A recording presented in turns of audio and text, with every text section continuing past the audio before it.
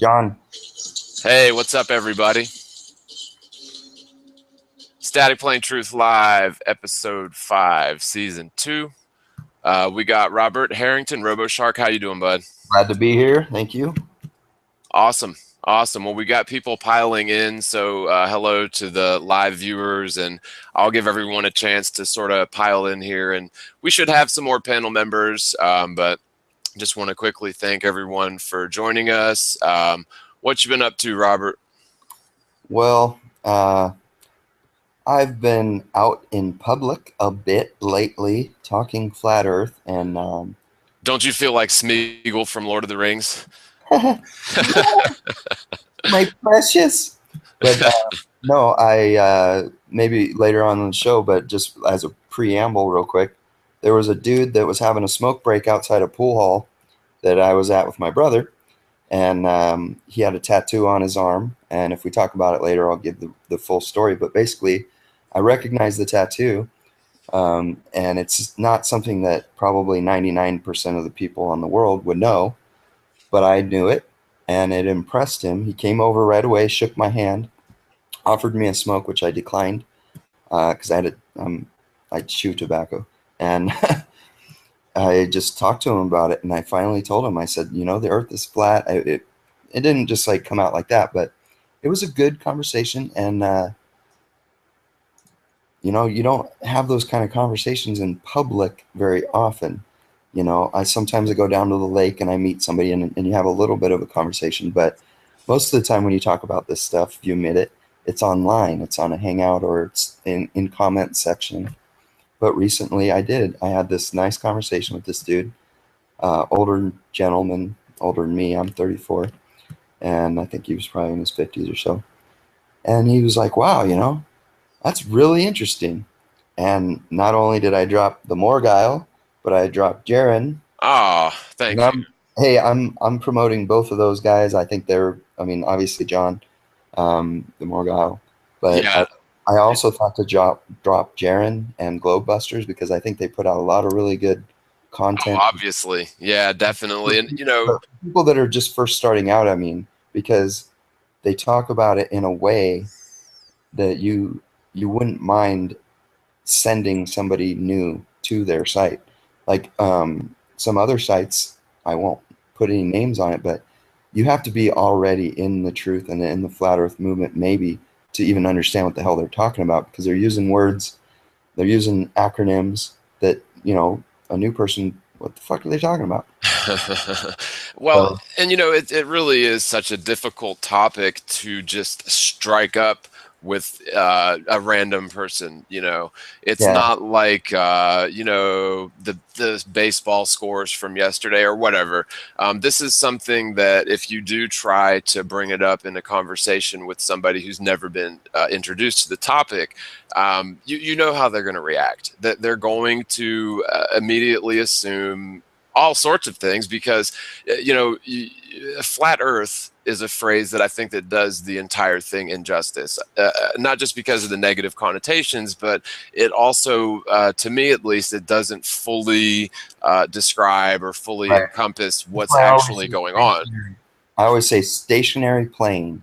Well, there's that, but I mean, it's almost as if you have to say the non-Big Bang, non-galactic, non-solar, or non-heliocentric theory, I don't even because I don't even want to acknowledge that bullshit. I'm just gonna say what I think is true, and if they start coming at me like, "Oh, what about the sun goes around?" and right. like Well, I guess what I'm that, saying is though is like for example, flat Earth or stationary plane, and that's how I do sort of put it is stationary plane. It seems a little better, and it doesn't have those negative connotations. But you still have to deal with the idea of infinite space and gravity and spinning and orbital mechanics, and there's just all of these sort of subconscious, pre-programmed ideas that we have that we think are true.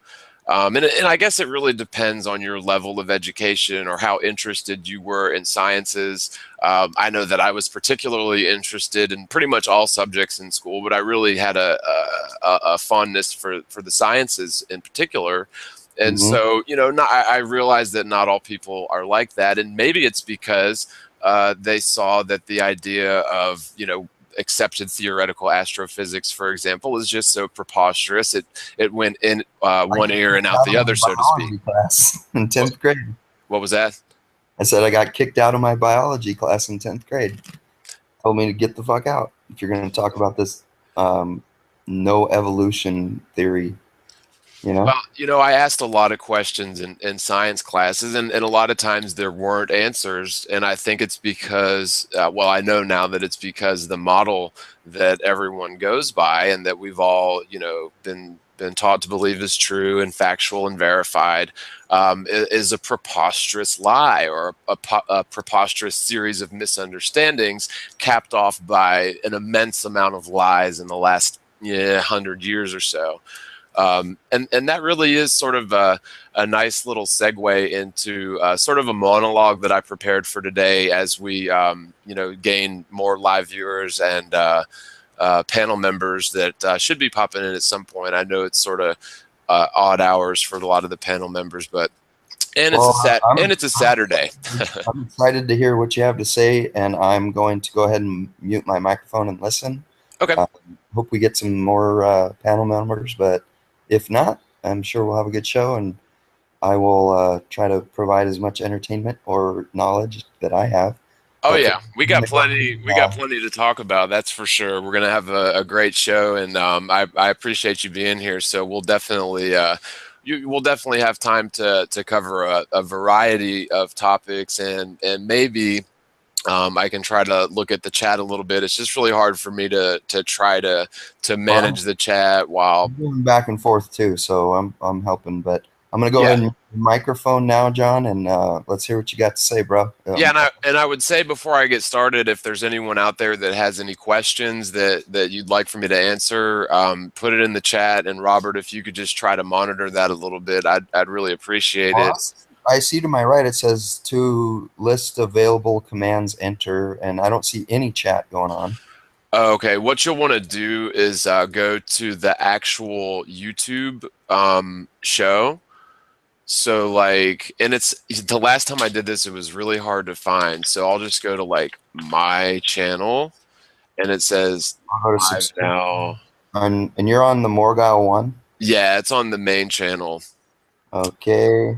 And I'm really not sure how to find it. I tried to find the live show before, and it would not take me to it. So anyways, if you can find it, that would be terrific. And so one of the things that I wanted to talk about is the illusion of curvature, which is a big thing for people that are, sort of looking at this for the first time. I remember when I was younger, the first time I went out to sea on sort of a private. I'm getting feedback. Curvature, which is a big thing. You want to mute your YouTube player. I remember when I was younger, the first time I went out to sea on sort of a private. I'm getting feedback. Curvature, which is a big thing. Okay. Yeah, you want to mute your YouTube player, and there we have it. Sorry about that, folks out there. Okay, so but yeah, this illusion of curvature, it's a major factor in the confusion, I think, in the way we view the world. And what I was saying, and then was repeated through the feedback, and I'll just say again real quick, the first time I went out to sea on sort of a private vessel was very memorable. For me, because I was pretty young, and I climbed to the very highest point on it, which it seemed extremely high to an 8-year-old kid or whatever, but it was maybe 14, 16 feet, something like that. And I can remember thinking that I could see the curvature of the Earth, because what you see out there at sea, especially, it's not so much like if you're on a cruise. I've been on a couple of cruises before. But you don't get that full 360-degree view all the way around you. Now, considering real quick the amount of programming that goes into convincing people that the Earth is a sphere, pardon me 1 second, frog in my throat, sorry. But the amount of programming that goes into convincing people that the Earth is a sphere makes it pretty easy for us to start inventing, supporting factors for this lie or for this presupposition. It's sort of like a magician's trick or sleight of hand, or even, like something a hypnotist could achieve. This perpetuation of the spherical Earth in our mind was only made possible because people under the age of 5 were conditioned into believing this and into seeing what they're told to see as opposed to what we actually see, or into seeing what is presented to us as possible, or not seeing what is presented to us as impossible, if that makes any sense. In other words, we see what we believe is within the realm of possibility, and our subconscious mind does play a huge factor in filtering out what we may just assume to be bad data. But I feel it's a natural step for a person to take to imagine this curvature. I did it myself. Is that showing? What's that? Is the screen share showing? Oh, that's a good question. I have it helps what you're saying. Yeah, what you'll want to do, I think, is I think it should be showing. If we can check the live. See, I'm not sure. I can't get over to the live feed. I have it up right here, and it shows just a picture of my face. Are you presenting? When I go to Google Hangouts, I'm presenting. Yeah, so if you click on that green arrow that says screen share. Yeah, I did that. It says at the top, you are screen sharing. Okay. Well, you should be presenting, and I apologize to those of you out there if you're unable to see the slides. Well, I'm going to go to it again here, and yeah, and it seems as if I pause my speaking for a minute, then it does present. So, anyways, hopefully y'all can see it. If not, we're still on slide 1. But okay, I'll go back to 1. Yeah, and like I said, I've been on a few cruises over the course of my life, but on a cruise ship, I don't remember seeing this illusion of curvature as I did on a private boat. Again, that's because you don't get that 360-degree view of the ocean on a cruise ship. So I think that's why I don't remember the illusion of curvature so vibrantly on cruise ships. But plus, you probably weren't looking for it either. Yeah, it's just one of those things that I guess the first time you're out at sea is probably the most memorable. And it just so happens the first time that I went out to sea, it was on a private, sort of a smaller private yacht. And that's why it was, so memorable. But I do remember specifically, seeing this illusion of curvature, because you are in sort of a unique position where there's nothing but sea and sky in all directions as far as the eye can see, like in all directions. And so what happens is the horizon line appears to be sort of a giant circle curving all around you in equal distances in all directions. And this really does create the illusion of curvature. Right. It's kind of like an ant that's in the middle of a circular table, flat table. And he looks out at the edges every direction, and it looks like a curve, but it's still flat. Exactly. And the atmosphere itself acts like a sort of a mirror, enveloping the observer at an equidistant circle in all directions. Furthermore, it is this reflective nature of the atmosphere at a distance which provides, I believe, the conditions necessary for rainbows. Now, I really hate to disagree or argue against other ball Earth skeptics, but there has been sort of a large wave of articles and videos purporting that rainbows are somehow proof of the glass dome in the sky. And to me, this is preposterous, as the atmosphere itself provides a subjective reflective dome, and say that 10 times fast, subjective reflective dome around any observer. But all it is exactly that. It is just a subjective dome. Lens, all you want. Right.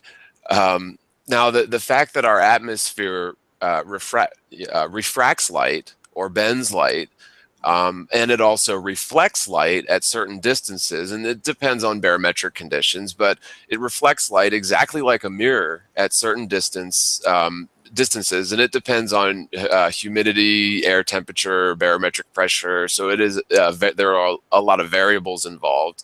It is merely, I believe, the atmosphere which provides the reflectivity necessary to produce rainbows, as the atmosphere creates a subjective dome around the observer. And of course, rainbows are subjective. So, they would appear to move with the observer, if that makes any sense. And of course, it's the atmosphere which But creates. they don't though, John. Well, The rainbow doesn't seem to, in my opinion, move with the observer. And I have a photo that I would like to get on my computer, but it's on my phone right now, that I would like to show. And it's not a arc of a rainbow. It's just a rainbow in a cloud. The whole cloud is lit up with the Roy G. Biv, and there's no. So the observer moves relative to the rainbow then, and we were maybe driving, I'm saying that wrong. We were driving 50 miles an hour, and the cloud and the observance of the rainbow in the cloud never changed from my perspective going that fast. And and it doesn't arc outside the rainbow. It's just the rainbow's lit up. I mean, the cloud is lit up like a rainbow. And we stopped at a stoplight, and there was this young kid. I rolled the window down. I said, "Hey, have you ever seen that before?"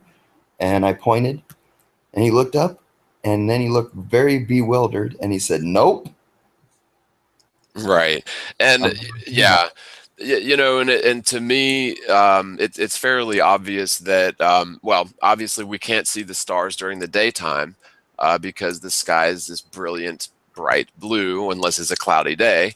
But even in a cloudless day, of course, you can't see the stars. However, I think that one thing that's odd is we can indeed see the moon during the day, which to me lends some credence to the idea that it may be reflected sunlight. There are a lot of flat earthers who purport that the moon generates its own light. However, I'm skeptical of that, and I'm still I'm open to different possibilities, but I'm still under the impression that the phases of the moon are caused by the relative position of the moon, the sun, and the observer. And it's simply because the sun travels apparently faster than the moon does. So the moon sort of recesses in its relative position to the sun over the course of a month. And, there's good evidence to support that, including eclipses. Solar eclipses are always conditional. At this point, you can argue it either way because, there is some pretty good tests that say that the moon light is colder. And so how is it reflecting sunlight then? But then on the flip side, you have the sun and the moon in their track or circuit, as you call it, as I call it too, moving at different speeds that could cause the moon phases that way. But it doesn't necessarily explain to me why the moon has cold light. Well, and that point was even raised way back in Zetetic Astronomy in the original print, where Dr. Robotham argued that it's impossible to reflect. He mentioned tones, like if you reflect the C tone, you're going to get a C. If you reflect cold, you're going to get cold. If you reflect heat, you're going to get heat. However, I tend to disagree. I can shine a white light at a reflector on a car, and it reflects red. And furthermore, we really don't know what the sun or the moon actually are. That's one thing. And I think that there's good evidence to support that what's being reflected off of the moon is not visible light. What's being reflected off of the moon is essentially radioactive waves or more along the lines of electromagnetic waves that have not had the opportunity to filter through our atmosphere to essentially diffuse or to render into visible light. And thus having no heat to them. And so if the moon has some physical properties, which I think that the moon may, I'm not sure, but I believe that the moon may have physical properties, then anything's possible. It could be absorbing certain frequencies or certain elements of the invisible spectrum that's possibly emanating from the sun and reflecting others. So if it's absorbing, certain spectrums of the invisible sunlight and reflecting others, then, I could see how it could have different properties. And yes, there is good evidence to support that moonlight cools. and that is very interesting. But I don't think that it's necessarily proof that it isn't reflected sunlight. Again, I'm still open for more data on this, but again, full solar eclipses are always conditional. It's going to be a new moon or no moon, and to me, that certainly makes sense if you're assuming or testing the hypothesis that the moonlight is reflected sunlight. Right. And there's other things, but again, in terms of No, go ahead and finish your point. I was going to say, in terms of rainbows, though, and whether I described that slightly incorrectly or not, the point is that the atmosphere itself acts as a giant dome mirror around you. And so for people to suggest that rainbows are proof of a physical, glass dome in the sky, I think that is, it's definitely too early to call that one, but I don't think that it's proof. And I love the famous YouTuber, and I'm just going to say JS, and I think you guys know who I'm talking about. But I love him. I watch every video he puts out, but his idea is that the rainbow is because the lens above us is a dome. And I disagree respectfully. I think that there is some kind of a ceiling, but it's not made of anything physical. And it's definitely not something that extends down to the ground to make a dome. It's more like a barrier that you can't get any higher. Maybe plasma, maybe some kind of a... Well, and my point, though, is any sort of dome or reflective necessity to create rainbows, because the argument is you need two mirrors to create a rainbow or whatever. But the simple fact is, and this is proven and this is demonstrable, is that the atmosphere itself behaves as sort of a concave mirror all the way around you. And this is at all times. The atmosphere is obviously thickest near the ground due to the principles of density and buoyancy. As you gain in altitude, the atmosphere does get thinner and thinner, but it's still, once at a certain distance above your head, the sky is reflective. And so you have all the mirrors and all of the conditions necessary to create rainbows without any sort of dome. And I would agree with you that if there is any sort of barrier to, how high we can go up, it's going to be something sort of, metaphysical. And by metaphysical, I mean plasma specifically, which, that's been imaged recently. And I'm not even going to say by whom and where, because it's been beaten like a dead horse. But it was in 2015 that it was finally imaged, these plasma tubes running meridianally, so north to south in the lower magnetosphere. And to me, that would be a major barrier for any sort of space exploration. And the fact that the Apollo astronauts and all the other, it was really only the Apollo astronauts who claim to have gone beyond that point. Obviously, that's just another pretty good indication that those guys didn't do anything except for, make some pretty cheap B films of a fake moon landing, right? Well, I believe that they were some guys that came up in the system. They went to really nice colleges. They were approached by people, probably from the Freemasons, and they ended up becoming NASA astronauts. And until the end, they thought that everything they were doing was real.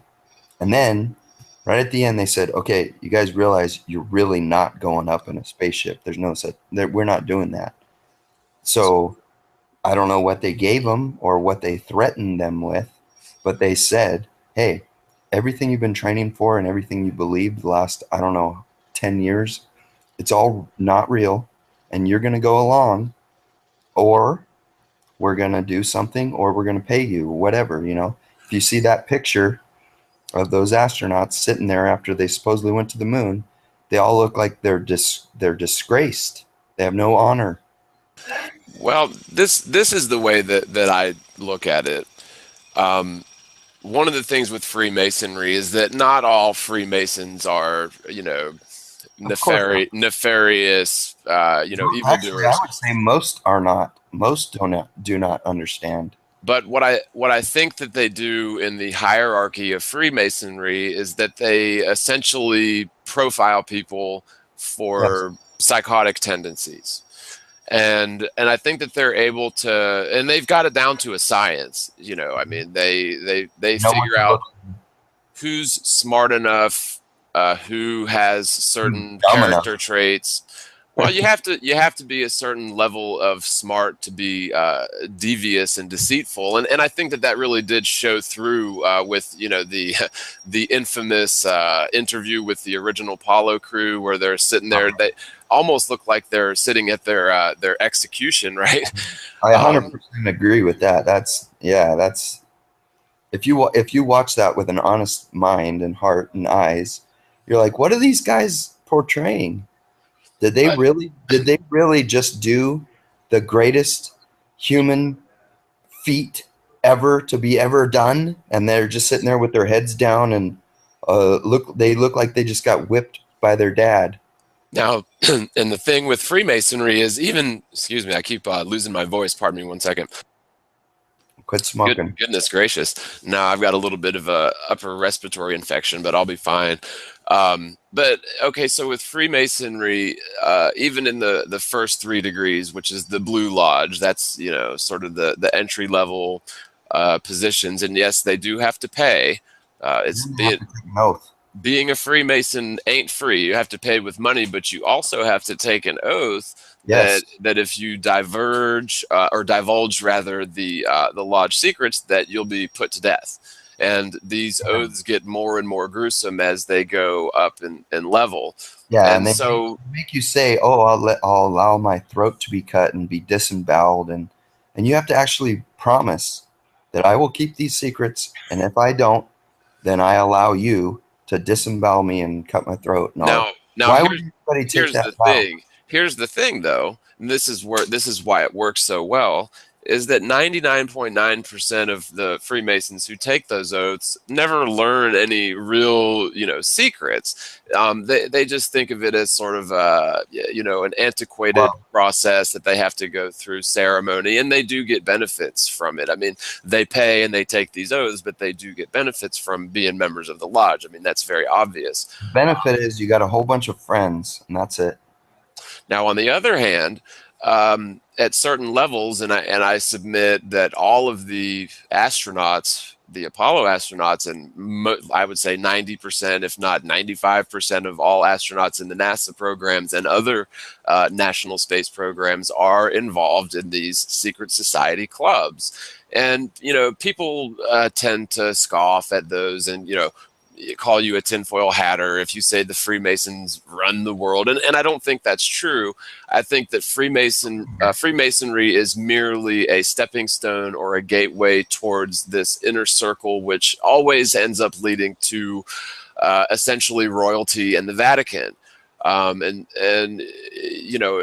It's very enticing to some people at those levels, but when it comes time for this person to fake the moon landings and say that they went to the moon, they're never going to talk, because first of all, they've got these oaths that they've taken.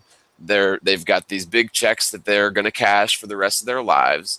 But also, in many cases at those levels, they will compromise these people and, let's just say, honey trap them, which, just a brief description or an example would be, let's just say Buzz Aldrin was with a couple of strippers in a hotel room. And I'm just making this up, but let's just say that there was something like that happen. Good argument, yes. Now, if that was on videotape, then there's yet another reason why Buzz Aldrin would never talk. And so, I think that there's multiple levels on how they're able to get people to be so deceitful.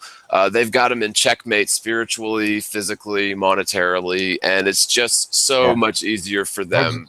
There's probably about, in my opinion, 5 different ways that you can talk to a human being to get them to do what you want them to do if you're in a place of authority. And you can threaten their life, you can threaten the lives of the ones they love, or you can go the other route and say, I'll give you $1 million or 10. Oh, And and they use people, you say, I'll give you $5,000, and they'll be a crisis actor for you. right, and Yeah. it's all of the above. It's not just one or two things. They've got these people sort of in checkmate, completely compromised. And so, if you think that an astronaut's ever going to admit to any of this, they won't. And so that's sort of a foregone conclusion. NASA's never going to come clean because they're cashing John, 20 what billion do a you, year. John, what do you say when you talk to a guy and you're trying to tell him a little bit about truth or something, and then he comes at you and says, I have a friend that works at NASA. Mhm. What do you Right. tell that? I know what I tell him. I would like to know what you tell him. Well, it's compartmentalized. It's Yeah. compartmentalized to the point to where you may be working on some aspect of a project and have no idea what the remainder of the project is. And you may Exactly. very well be on the up and up, and you may think that you're doing good work. And I've got family that was in the military and worked for the Pentagon that you know was involved at pretty high levels with the building of the Minuteman missile silos, which were to house nuclear missiles. Hmm. Well, I've come to the conclusion that nuclear missiles, nuclear bombs, are a hoax. Now, I'm not saying that nuclear energy doesn't exist, but they're two different things. Now, does that mean that my grandfather was a liar? No, they It actually just means that spent he actually believed it.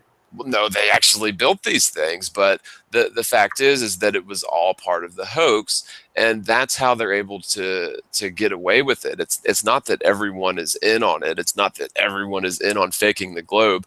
There may be a handful of people that understand the big picture, and there Yep. may be thousands of people working in these small compartmentalized projects that, for all they know, their little invention is going into space, but in fact, it goes in a trajectory directly into the Atlantic Ocean. Yep. At least that's what I've concluded, and I, That's why, that's why I asked you that question for our viewers, because people are like, well, what about my friend who says he works at NASA? And you just explained it perfectly. It's compartmentalizing. And I always ask them, did your friend personally go into space or see the satellite go into space? No, but they built it. Well, is that really proof? And then they kind of roll their eyes back in their head and they think you're crazy. But Mhm. the fact of the matter is, you're making a good point. Did you actually see it? No, you didn't, and nobody has. Yeah, well, and I think Jeranism did a really good job covering the this it was the SpaceX landing one stage three. I don't know. It was a few months ago, but it was Oh, sort I of know David Weiss did a really good one, and I know Jaron did too because I'm a moderator on his site now. But right. but David Weiss did a really good one where he's like, "Are you guys thinking that this is possible?" Where I think I don't know what he said the weight of it was, but it was over 1 million pounds or something, and it just has these two or four little tiny feet at the bottom, and it's gonna land on a ship that's in the ocean that's moving around, and it's just going to land all nice and clean. And you believe that. Most people do. It's ridiculous. Right. And I think the point is that not all of the people that are involved with that are part of the deception. Most of the people involved with that program probably actually believe that that's what occurred. However, physically impossible, especially if the Earth was a spinning sphere. I could see them maybe pulling something like that off, with the Earth being a stationary plane. And in fact, I see that, backwards rocket landing as very good evidence of the Earth being stationary. But that's sort of opening a whole nother can of worms. Um, Well, but I wanted to say on the topic of false lies and deception and all this kind of thing. Um, do you believe that it's possible that even the people like maybe me and you that think that we have come upon the real truth, do you think it's possible that even we are deceived? well, here's the thing. I don't believe that I'm deceived any longer in terms of the shape of the Earth, because I'm still open to experimentation and I'm still open to inquiry.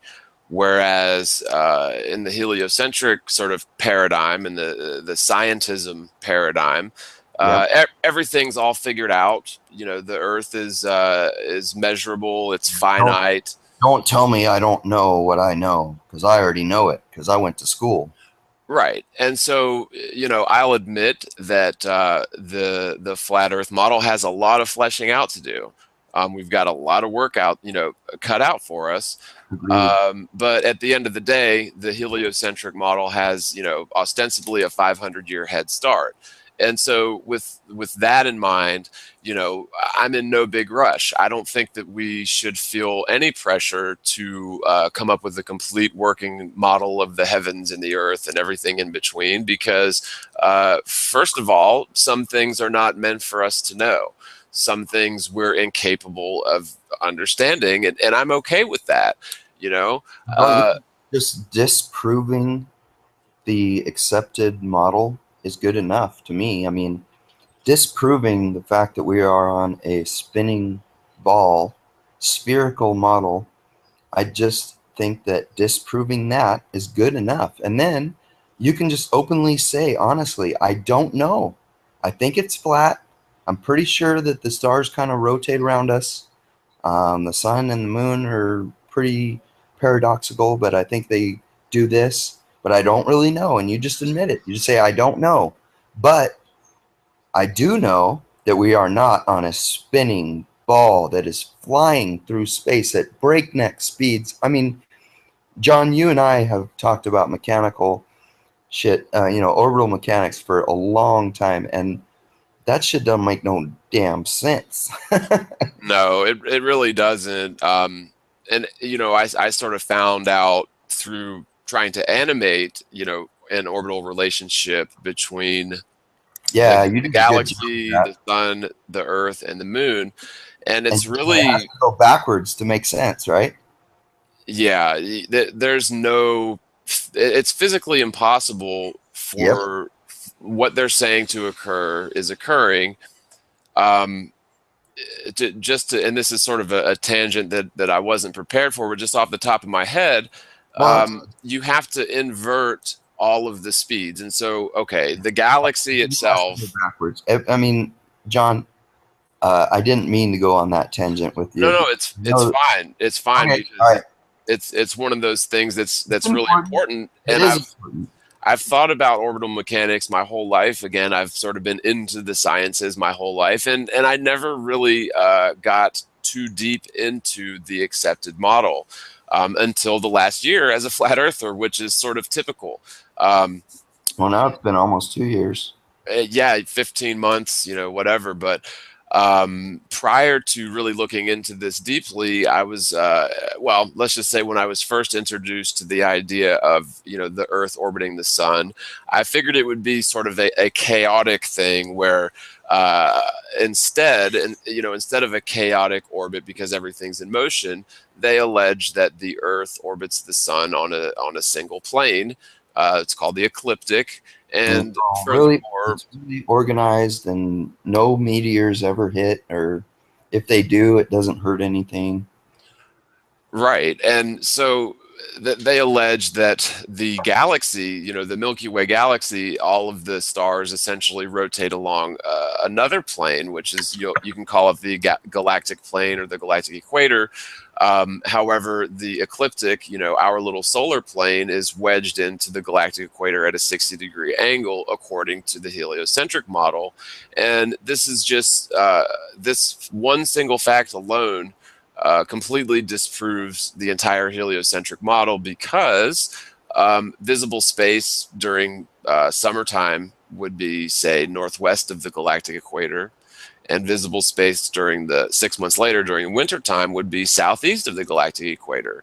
And so, you know, just that one single fact, because we can see all of the same stars year round, completely debunks the heliocentric model 100%. And yet all of these very brilliant theoretical astrophysicists and astronomers have never, really sat down and thought about this. But in terms of animating an orbital relationship between the galaxy, the sun, the Earth, and the moon, theoretically, of course, you've got to invert the speeds of everything. So the galaxy, which is allegedly flying anywhere from 1.34 million miles an hour, which is a number that I've seen repeatedly, and I've heard numbers mentioned in the many millions of miles an hour, but that's how fast the conventionally accepted model claims the galaxy flies through space. At the same time, they say that the sun is going around in circles around the galactic equator at almost 500,000 miles an hour in a 250 million year cycle. And why is it that they use so many goddamn sixes? Right. Why is it? Why can't they say that we're going at 467 or 447 miles an hour? Or why can't they say that we're going at 328 miles an hour? No. And it has changed. Every 6. We're going 66,000. We're going 670,000. We're going. Why? The numbers have changed over time, and they'll probably change them again sometime in the future. But the fact is, in order to get even an animation of a simple orbital relationship from galaxy to sun to Earth to moon, you have to invert the speed. So the slowest body on that animation is going to be the galaxy. The next faster body would be the sun, and then faster still the Earth. Moon is going around at so much of a speed. Exactly. We only see it have its phases, and it goes around supposedly to us in our vision in a slow rotation.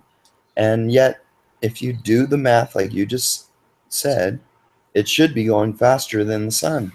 Well, and the thing is it's theoretically possible, but the fact is that the Earth doesn't move at all, and this is provable. I mean, you can demonstrate this many different ways, and again, that we've covered that topic a bunch, and we can get into that. But I just wanted to really quick get back to we had mentioned how there's a lot of flat earthers who purport that rainbows are caused by the dome in the sky, and of course I believe that that's merely atmospheric refraction, which creates the illusion of the apparent curve of the Earth as well. If you're at a high enough vantage point out at sea with a 360-degree view around you, it does appear that you'll see sort of a horizontal curve of the Earth. But again, that's just atmospheric reflection.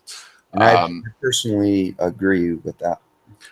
Whether I'm right or not, I might not be.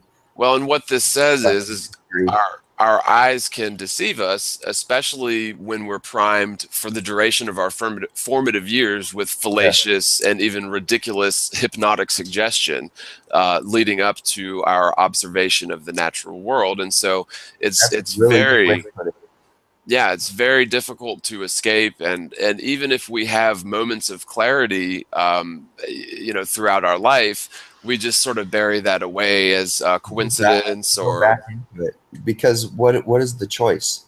You're either gonna go forward thinking that the Earth is flat, or you're gonna maintain your friends and your lifestyle. Those are the only two options. Because if you say, all right, I've seen the truth and I'm gonna go forward and I believe the Earth is flat, guess what?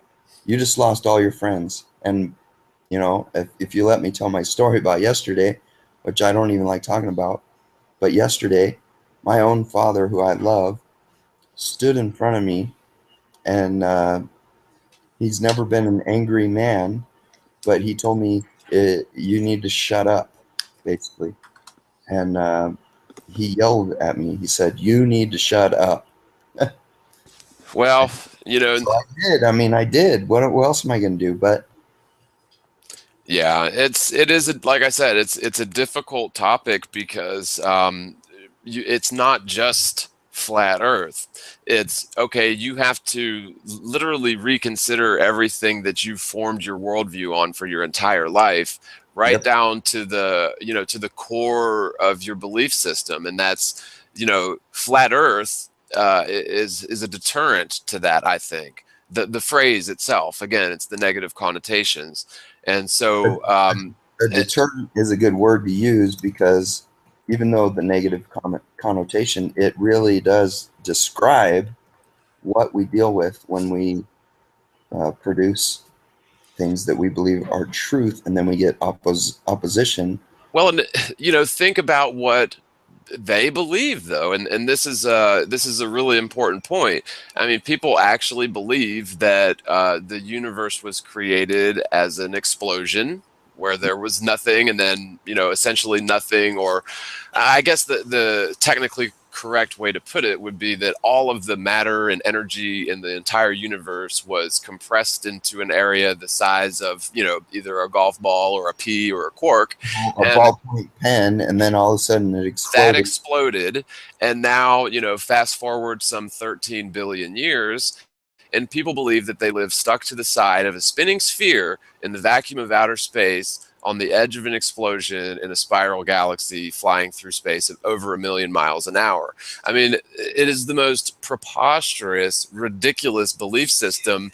And, I used to think back on, the ancient Greeks and the ancient Romans and how they believed in these gods, Zeus, and they actually believed in this sort of thing. But I mean, just think of how ridiculous our belief system is going to look in, say, 100 years, because the heliocentric model is finished. It's been completely debunked, but it's going to take some time to undo, all of what's been done over the last 500 years, apparently. I think it's going to take at least maybe 15 more years before 100% of everybody on the planet knows that the Earth is flat.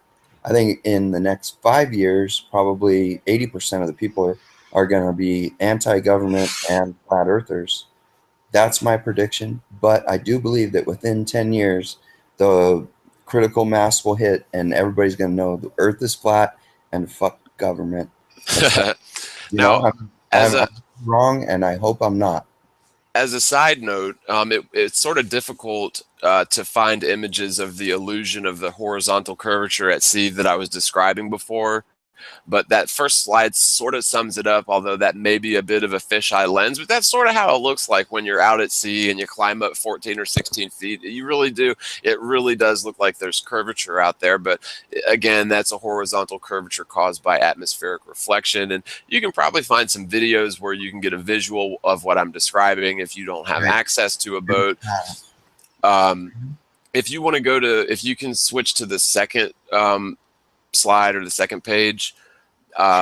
Besides the illusion of horizontal curvature created by the equidistant circle of reflective atmosphere around an observer at sea, we're also led to believe that there is vertical curvature, or downward dropping away of distant objects, which is merely the operation of perspective and honestly has nothing whatsoever to do with Earth's non-existent curvature. We're all familiar with the now fairly famous photo from Joshua Nowicki from Grand Mere State Park. He shot a picture of the Chicago skyline from nearly 60 miles away. And the video from Rob Skiba, I have to say. Yeah, Rob Skiba does some great work. Now, if the Earth was indeed a sphere with the given proportions, that the tops of the tallest buildings of that Chicago skyline would be nearly a quarter mile below the horizon. And they tipped over. Yeah, and there's a lot of argument against that, but that stretch, if you're looking at a stretch of that skyline from so many miles away, you're looking at, I don't know, anywhere from 20 to 50 miles of skyline. And over that distance, there should definitely be a high point. If the Earth was a sphere, there should be a high point in the middle, according to your perspective. The building in the middle that has the steeple on top, the antenna on top, that should be kind of a lot higher than the side buildings. Yeah, and you can do the math. I mean, if you figure, I mean, and it would be guesswork, but if you figure it's 50-mile stretch of skyline there, which may be pushing it. Yeah, I don't want to get into math without having it accurate, but you can do the math on it, and obviously we can see skyscrapers from 60 miles away. I spoke with, well, this was on Glowbusters with Bob, and we had another radio tower technician on. Her name was Robin, I believe, and she recalls sending line of sight radio shots over 110 miles. Mhm. And this clearly proves that there is no vertical dropping away as, you know, as an inverse square of the distance in miles. And I can understand how theoretical physicists and astronomers could make this mistake, as they too were apparently raised with the assumption that the Earth is a sphere. And so it escapes apparently even the brightest minds and highest paid scientists to take a single measurement or conduct experimentation to Yeah. either prove or falsify the heliocentric The model. sad thing is because you have people that are very highly educated, but how are they highly educated? The reason why they are considered to be highly educated is because they were a little kid just like you and I. They went to high school. Who knows what grades they got? And they must have had enough money to go to a nice college. You know, I was second in line to be valedictorian at my high school, but I didn't have enough money to go to college. So instead, I made money doing something else. But there are people, and they go to college and they learn, and then they come up with all these theories. But what did they actually really look at with their own eyes? Nothing. Why would you believe anything somebody Right. says? Well, you know, it's almost as if, That's my only point. well, it's almost as if the a person's level of education can make it more difficult to understand and come to the realization of the truth, because you know, of course, they are far more deeply Indoctrinated. sort of indoctrinated. Exactly. Um, Now, in terms of the atmosphere behaving as a giant subjective reflective dome above and around any observer, depending on, you know, atmospheric conditions, this apparent encasement can Just say vary wildly. don't say dome anymore. Well, it People does though. It creates just sort of a say dome. lens.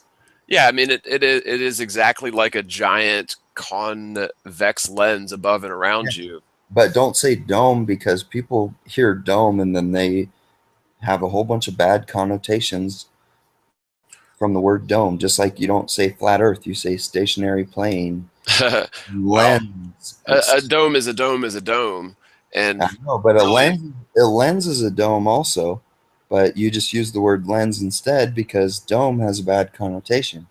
right. And I would always preface it with a subjective, reflective, atmospheric dome. But if And you you want did, to, and I'm not trying to be, no, no, you did preface that, and I wasn't trying to be difficult, so. no, you're fine. I always like when people play devil's advocate because it helps to hone the It's not, argumentative. Don, it's not that I disagree. I just think that there's better wording. Oh That's yeah, yeah, that's all. definitely. And if you could switch to the third slide, the same principle applies to the illusion of curvature in an airplane. This Um, one. it- and I've flown on commercial jetliners, and admittedly, I believed I was able to see this horizontal curve of the Earth, or like a frowning of the horizon line. But if you study this phenomenon objectively, you'll notice that the Earth beneath you is indeed a plane, uh, yet it is the atmosphere which begins to reflect light back towards you at a specific distance away, again, depending on barometric conditions at the time. Yeah, Now, and mm, John, even though I agree with you, I think our listeners want to know from a scientific perspective how you come to that conclusion because they're saying, "Oh, well, I look at it and it looks like a curve." And you're telling me that because of certain scientific things, the reason why you see it as a curve is because of that. And well, I know what you're talking about, but I think our viewers need to know why a flat plane looks like a curve because of atmospheric refraction and light. So Well, let's and really, take it's 10 minutes to reflection. explain. I know, but we need to explain it, Fred. I think maybe 10 minutes just explain it because there might be people watching going, these guys are nuts. Yeah, There's and a if there's a okay, so picture and it looks curved. if you want to go back up to the first slide, the Okay. best way to explain it is, again, if you're out on a private little boat or a private yacht out at sea, and there's not you can't see anything but sea and sky all around you in all directions. Now, at a specific distance, and that distance will vary depending on, the humidity and barometric pressure, but at a given time, there'll be a specific distance where the atmosphere towards the ground level or towards the sea level will become reflective. And that's just a scientific fact. It's a fact of life. And it has to do with, well, think about if it's a foggy day. If Well, it's an observable, repeatable, testable fact, and that is true because there is water, and water acts as a lens. And when water and light meet, it is a reflective surface, and so it's going to change your perspective of whatever you're looking at. Right, but it's also subjective because if you were to instantly travel to that point where you see the atmosphere reflecting back at you, it would move back exactly proportionate with how far you move. Yeah, Um, but and it's so subjective the or basically perspective because depending on which place you're standing on this flat Earth, it's going to look different. But right, Well, yeah, so essentially, the best way to describe it is at a certain distance, the atmosphere becomes reflective, and it does create this illusion of an equidistant circle of reflective horizon all the way around you, and it does appear as a curve. And that's even the case if you're up in a high, or if you're looking at footage from a high altitude weather balloon or in an airplane. And again, I've flown on commercial jetliners, and I believed I was able to see this sort of frowning of the horizon, but they do use convex windows, so that does add to the illusion. But essentially, it is the atmosphere which begins to reflect light back towards you at a specific distance away. And I've spoken with many pilots who agree that the often alleged, visible horizontal curve of the Earth from an airplane, end quote, is merely an optical illusion, as the level of the horizon doesn't drop vertically as it should if the Earth were a sphere. The horizon level should drop vertically, proportionally inverse to the altitude of you, the observer. oh But man, perfect way to put it. thank you. But instead, the horizon line remains fixed on about the level with the eye, regardless of altitude. And so this is another big proof. And people argue, well, airplanes don't go high enough, but 20, 30 miles up. And I do have a slide further down, and we'll touch on the infamous Felix Baumgartner Red Bull jump. But Oh, that's it. that curvature that we think we see from out at sea or from an airplane is merely an optical illusion. You want As me the to scroll down to that?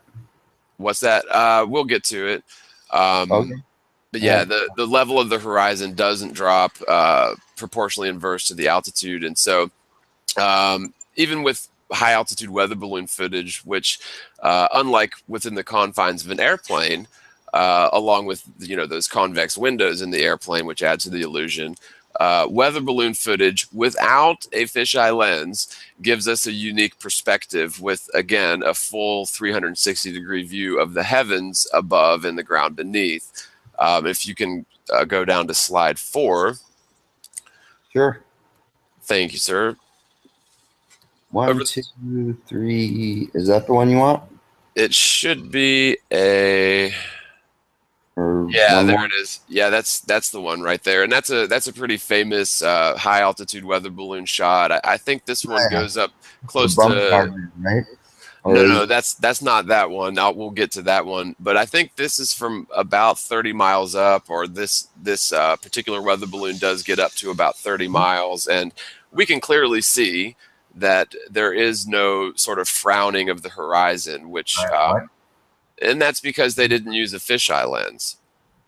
Inbox the 30 North Force. I have BT out there too. Now, I'm really still amazed at how they, whomever they are, have managed to pull off this major deception. And I must say that a huge part of this, in the modern sense, involves the so-called fisheye lens.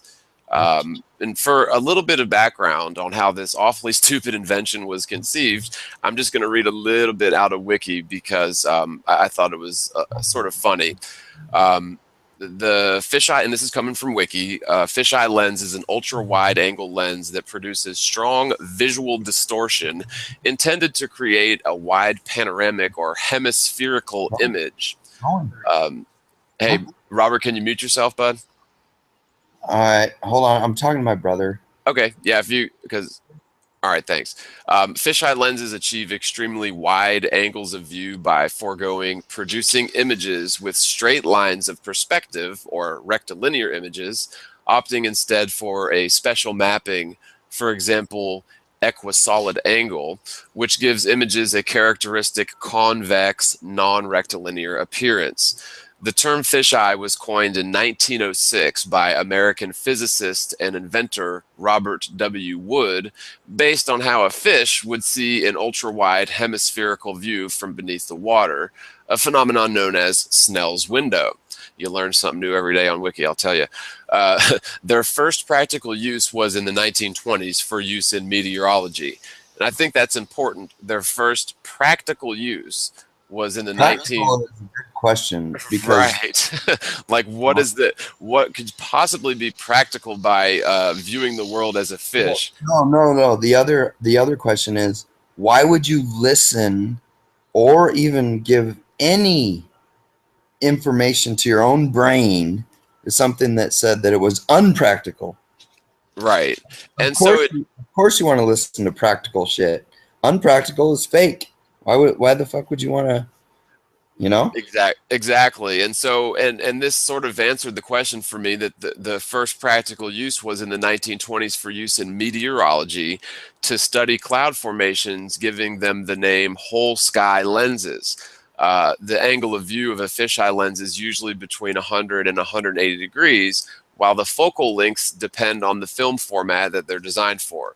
Now, here's the part that I was going to end on. Mass-produced fisheye lenses for photography first appeared in the 1960s and are generally used for their unique, distorted appearance. Okay, so practical uses, meteorology, and that's the only one I can think of, and they're generally used for their unique, distorted appearance. Now, the reason I have such a hard time with this is why would, for example, in the Felix Baumgartner Red Bull jump, and even apparently with a lot of NASA footage, why would they want a unique, distorted appearance for scientific observation and study?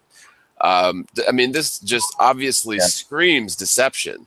It's supposed to be a very clear video or picture. Instead, all we get is, just disruption. It's just ridiculous. Yeah, and I can understand using such a distorted version of images for meteorology.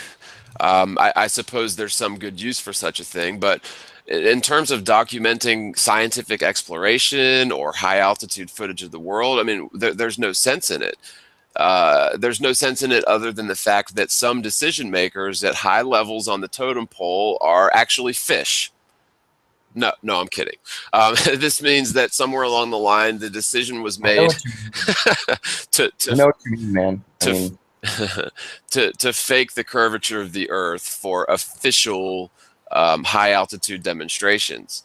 It's actually a good analogy, but keep going. And yeah, if you can switch to slide 5, I think that's probably the one showing all the fisheye lensage.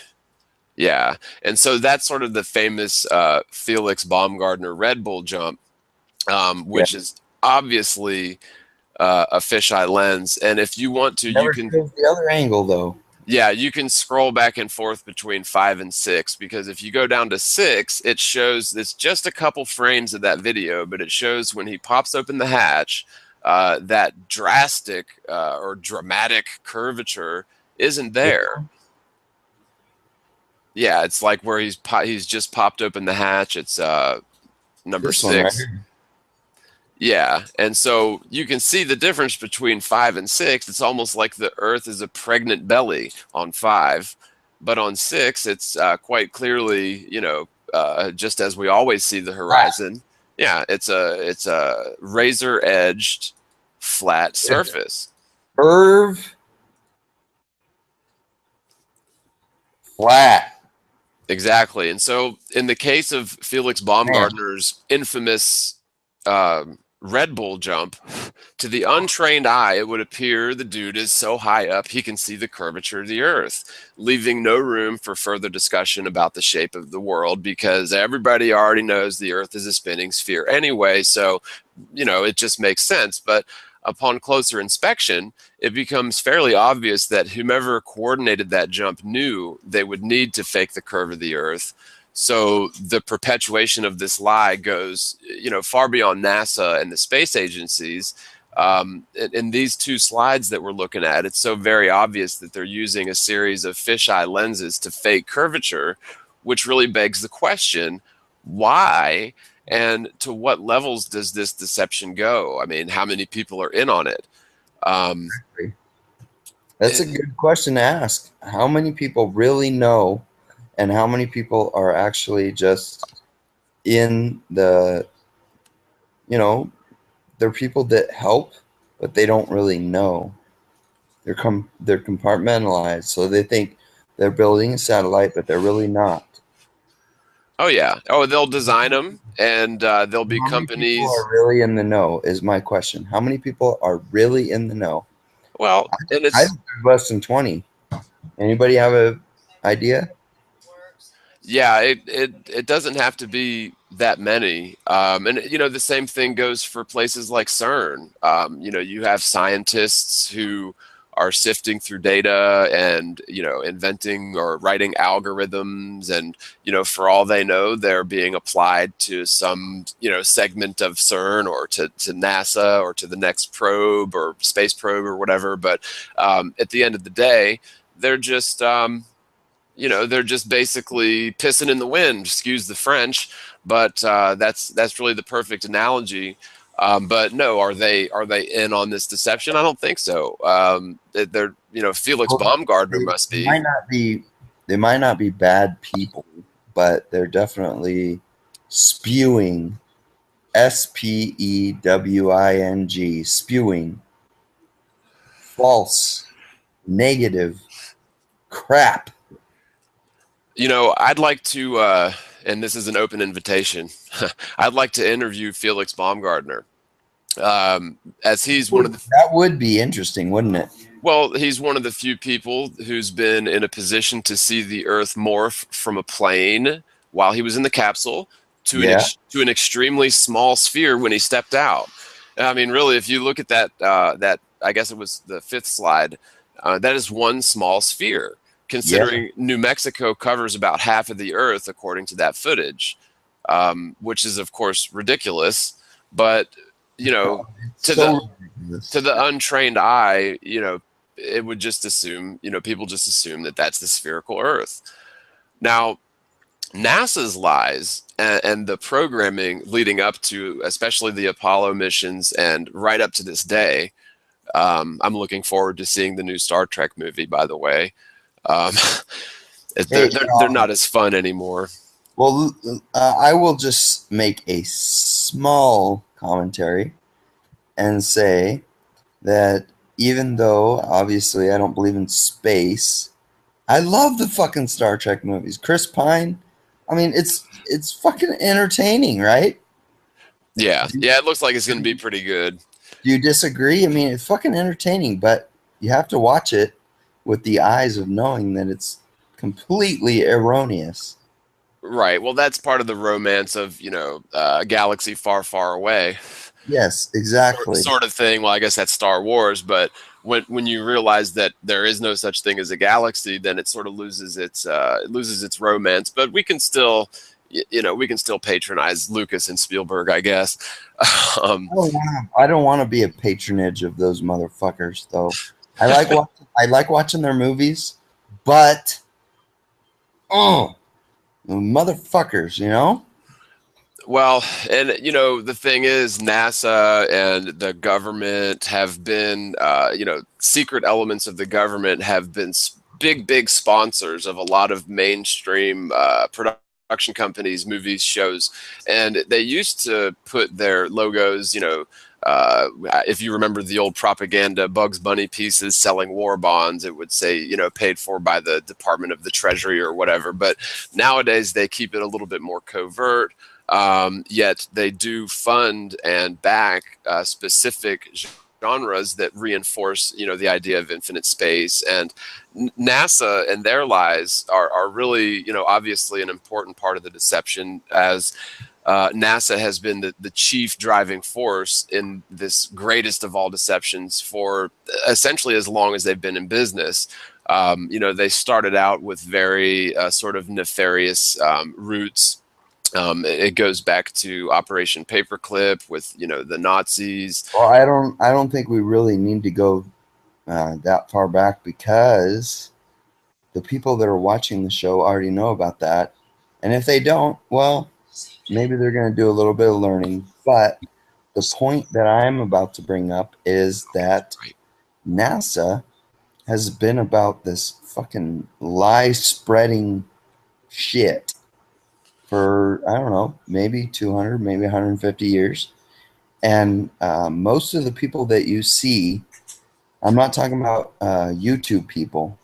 I'm talking about when you walk around in real life, you meet somebody on the golf course or at the fishing lake, or if you go to the grocery store, you meet somebody, you have a regular conversation with them, and they all tell you, oh yeah, we went to the moon. Earth is a sphere. And they talk about all this garbage. Well, and I think a lot of it has to do with it's pop culture, science fiction, and all of that was really heavy leading up to the Apollo missions. And it was geared towards programming people into accepting, space travel, but even deeper, on a psychological level, it sort of forces us to accept that the world is insignificant. One of billions of worlds, and it's only sort of by chance that the conditions for life were made possible. And that's the biggest lie. Yeah, I mean, and it all stems from this heliocentric model. I mean, it really people always ask, well, what difference does it make? But it really makes all the difference in the world.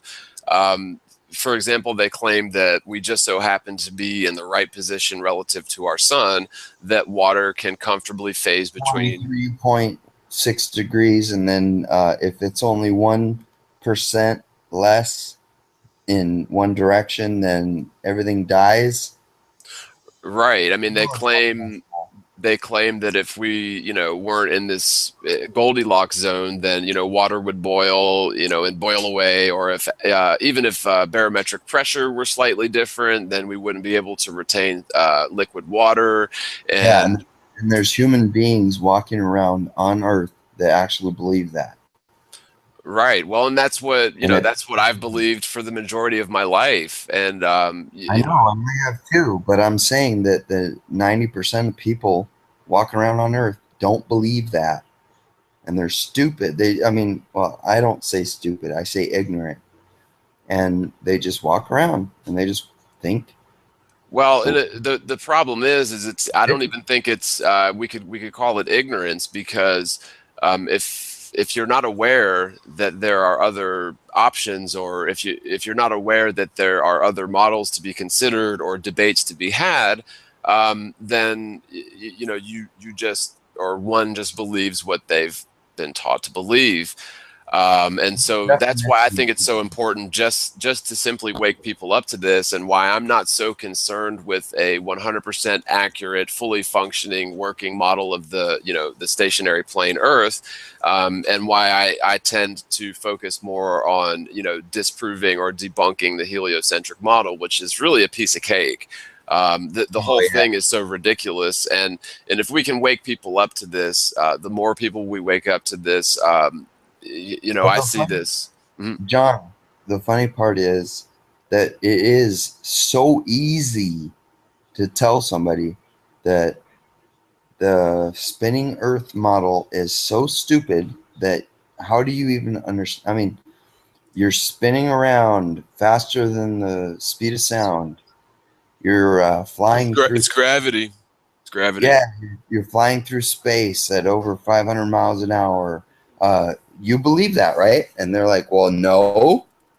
Why would I believe that? I'm like, well, that's what they told you in school.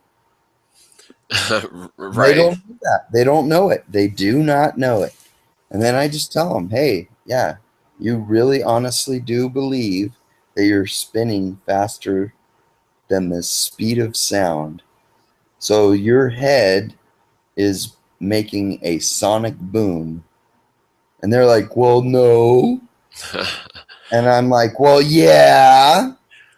Well, that's how it works. That's how it fucking works. There's an argument for everything. That they claim that the atmosphere is velcroed to the frame of reference with the Earth, and so there is no sort of disparity or no phase in the inertia, I guess. But it really is. That's always their argument. That is perfect. Ace, is that Ace? Yeah, I'm just saying. There's always an argument for everything, but simple measurement, lack of curvature shows no sphere, and I've used a clip a few times, but if you go, you can search out some clips of trick flights. And anytime a pilot does a nosedive, regardless of how many loop-de-loops and which direction they've gone, if you do a nosedive in a plane, the ground is always stationary beneath you, which is, again, very conclusive, 100%. Yep. If you're going down in a plane in a stationary direction, you're going down straight, right? If the Earth is spinning, you should have to divert your angle. Isn't that right? Airline flights would be impossible, at least to land. Shouldn't be realized that if you're going down in a plane, you can't just go down straight. You got to kind of go down at an angle because the Earth is spinning, right? Well, the common claim is that the airplane maintains or preserves the frame of reference that was only lent to it by the face of the Earth before takeoff, which is just so ridiculous because an airplane is traveling in free space essentially on its own propulsion, and one of the fundamental laws of motion is that an object in motion will tend to maintain its velocity until enacted upon by some other force. Now, if a plane is spinning, at the equator, if it's spinning around eastwardly at 1,037.5 miles an hour, when it takes off and heads west, they claim that it continues to travel east at 1,037.5 miles an hour. This is so ridiculous because not only would it have to be traveling east that fast, but it would also have to be falling vertically at about 135 miles an hour to maintain its frame of reference with the face of the Earth. The downward curve of the Earth. Well, exactly. They don't even think of that. They don't even think about it. Okay. Woo! Have you ever been on the fucking woo? You feel it, and you talk to people, and they're like, "What are you? You're crazy." Well, like, the point is, I've actually been on a roller coaster with you, my wife, my friend, my brother, my family member, and you feel it. Woo! And you're telling me that you don't feel it right now? You don't feel. Woo! You don't feel that? And right. They literally tell me, I don't feel it. Like, Yeah. okay, that's fucking proof. It's Well, fucking proof. nah, You we're don't used feel to it. it. The thing with the airplane is though is it just defies common sense because you obviously cannot be That's the whole point you of cannot what be I just said. traveling 500 miles an hour west and ascending into the air Nope. while at the same time falling backwards 1,000 miles an hour east and dropping 135 miles an hour downward. So It makes no fucking sense. the only solution to airline flights being possible, or the example I use a lot is a flight from New York to LA and back. The flight durations are often identical. Sometimes the eastbound flight is shorter than the westbound flight, which is the opposite of what you'd expect if the Earth was spinning east. But the only solution to this is that the Earth is stationary, and it's just yet another fairly obvious proof that the Earth isn't a spinning sphere. The fact is, this goes so much further than the Earth not being a spinning sphere, because people just think, oh, so what? You think we're on a disk in outer space? And what I'm saying is there's no such thing as a planet. There's no such thing as a solar system, a galaxy, or a universe as we know it. All of these premises are theoretical. And we're really pushed hard through the mass media outlets for the last 60 years or so, especially in order to, again, to pre-program people into accepting whimsical fantasies such as space travel, setting up permanent bases on other worlds, and eventually, getting off this poison, stinking rock and moving to the next planet. I truly believe. John, really very quickly. Yeah. I'm very sorry about this, but Yeah.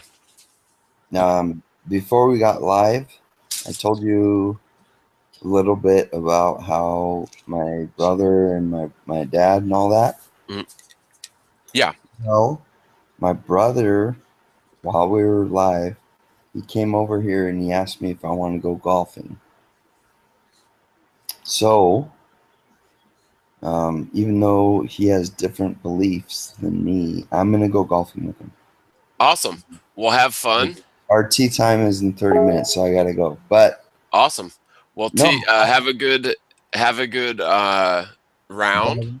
I know that, but I want you to know that I really actually want to stay here and talk to you guys. But please, even if you're not a God-fearing person, maybe just lift up your head and say, hey, please, God, bless my friend Robert, because I need it. And yesterday was a pretty hard day for me, my brother, and my dad, telling me that if you don't fucking shut up about all this truth shit, then you better just go. All right. Well, I'll just leave it at that. Yeah, and that's a shame. And maybe one day they'll come around. And I hope you have a good round with your brother. So yeah, it's a beautiful day for it. At least it is on this side. So. Well, I mean, I kind of actually want to stay and hang out with you guys, but I'm gonna hang out with my brother because I think that's more important. But I also want you guys to maybe think about me a little bit and say, hey, have a good day, and you did already, so that's good. And John, I know I said I was gonna hang out with you till 3, but I hope it's cool with you. Oh, yeah, no worries, man. I got plenty more material, and we should have some more panel members. So yeah, have a good round, brother, man, and thanks for joining us. And maybe I'll see you Wednesday. I'll let you know how I do, but I don't want you to think that I'm being like a dick. Oh, no. You're good, man. It's all good. So all right, well, I hope you guys have a good show, and I'm just gonna take off for now. And I love you guys, and consider you guys all to be very good friends. And I hope to see you again soon. Awesome, man. We'll take it easy, brother. And as I was saying, the reason this is such a hard topic to just strike up a conversation with a random stranger is because it's not just there isn't just one way to explain this, and it's sort of difficult to figure out where to start. I mean, how do you tell someone that there is no such thing as a planet, a solar system, galaxies don't exist? That's the way that you can tell people and get, ostracized. Right. But I'll talk to you later. Okay, John? All right, man. Take it easy, brother. Okay.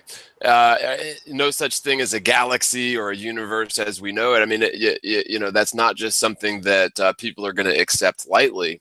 Yet, it appears that that is the truth. It appears that that's what's going on. And for all intents and purposes, there's good evidence that the Earth itself is the centerpiece of the universe, and that the celestial bodies in the heavens are merely a secondary feature of the world, and really science and the culture of scientism has sort of steered us into this totally upside down belief system that puts our Mother Earth as just a sort of a speck of dust off in the corner of just a billion galaxies. So how do you get that into a conversation? How do you explain this to your family and to your friends? It's very difficult. And so something that Robert mentioned earlier is there's a lot of great videos, a lot of great sources on YouTube, articles that you can point to that may explain things better than you can. It's not something that you can just easily approach someone with. And we're pushed really hard through the mass media outlets in order to pre-program people into accepting these whimsical fantasies such as space travel, setting up semi-permanent bases on other worlds. And eventually, I think that the mindset of a lot of people is that we'll eventually get off of this, poisoned, stinking rock and move on to the next planet. I truly believe that that is the sort of mindset which rests in the subconscious of a lot of people. This is how people rationalize or justify certain behavior that's detrimental to the balance of the world. If we're conditioned to believe that the world is sort of this disposable rock in outer space, or if we're conditioned to believe that we can one day just move to another world when things get too bad here, hell with the grandkids. If we destroy the rainforests and poison the air, NASA will figure out a way. They've promised us that we'll be colonizing Mars in just 20 years or so we can just kick the proverbial can down the road to some other future generation. Poor bastards. But that really is sort of the mindset. Unfortunately, that has been the propaganda for a couple generations now. When the Apollo fakery was being done in the 60s, they were promising moon bases and Mars bases then. Now, of course, we have this huge propaganda campaign towards setting up semi-permanent colonization on Mars.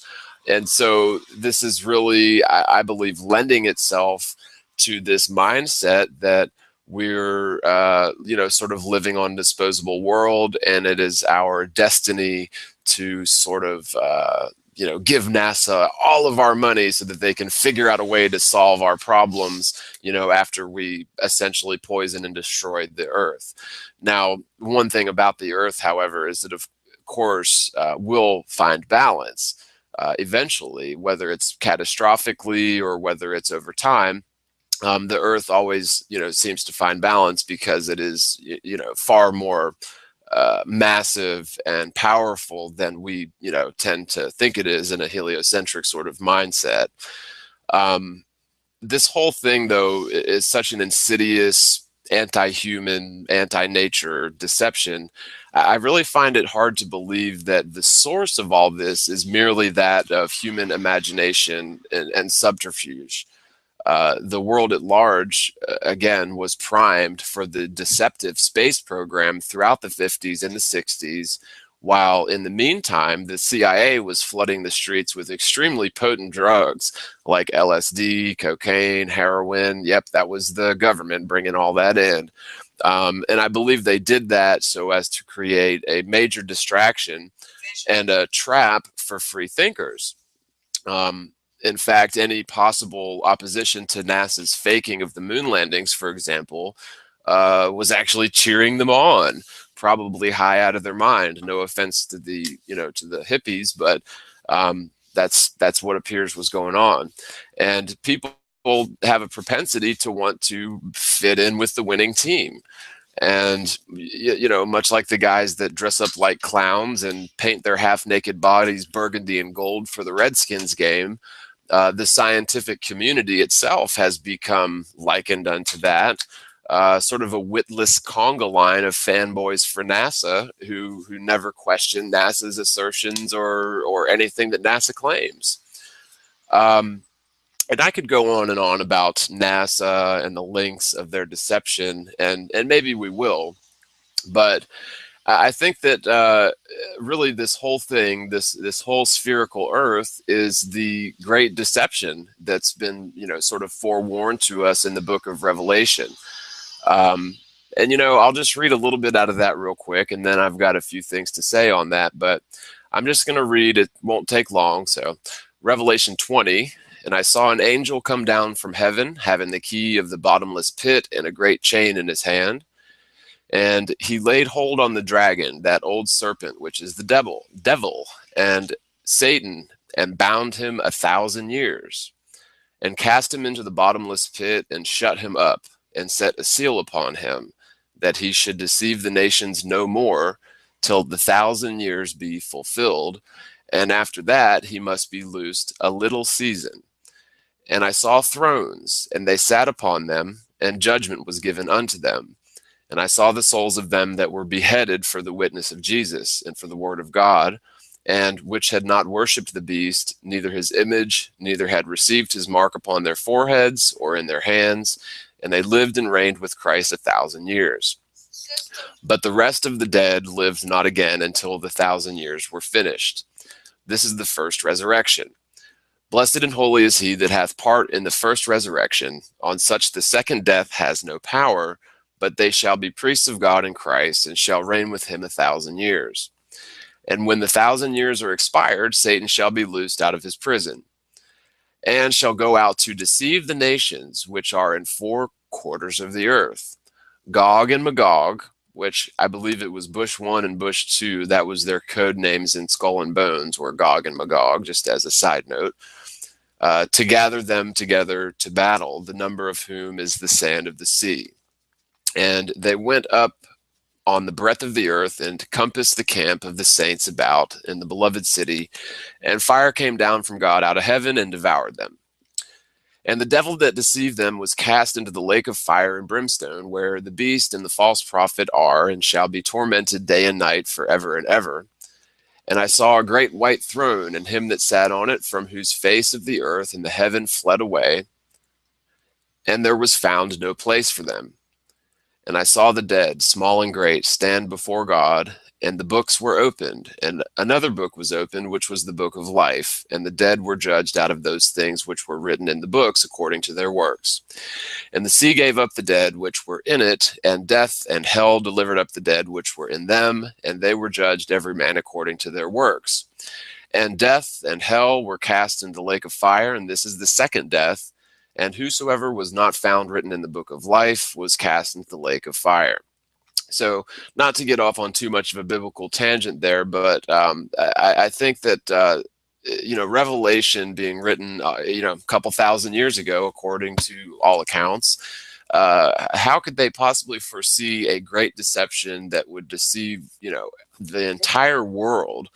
For as long as I can remember, my mind, along with the minds of all civilized people in recent generations, have been systematically conditioned to accept a preposterous, unbelievable, illogical, insidious lie, which I'm convinced is the great deception described in Revelation. Although this terrible fallacy clashes with common sense and simple geometry and measurement and, of course, biblical scripture, yet the entire world essentially worships and holds fast to the lie and will even defend or perpetuate the lie without even thinking about it. This mendacity is accepted by atheists, Buddhists, Muslims, evangelical Christians, along with virtually all cultures and creeds worldwide. This immense multi-generational series of lies and misunderstandings is so fervently believed by the entire world, the truth is dismissed and even scoffed at by anyone introduced to the topic immediately and without any thought involved whatsoever. Due to the relentless onslaught of lies surrounding this great deception, the truth seems like a ridiculous, impossible theory reserved for the moronic, because the truth is fundamentally incompatible with the Great Deception. And again, the Great Deception involves everything, I believe, from the Big Bang to infinite space and galaxies and solar systems. All of that is incompatible with the truth. And the truth being, again, that the Earth is the centerpiece for the known universe, as it were.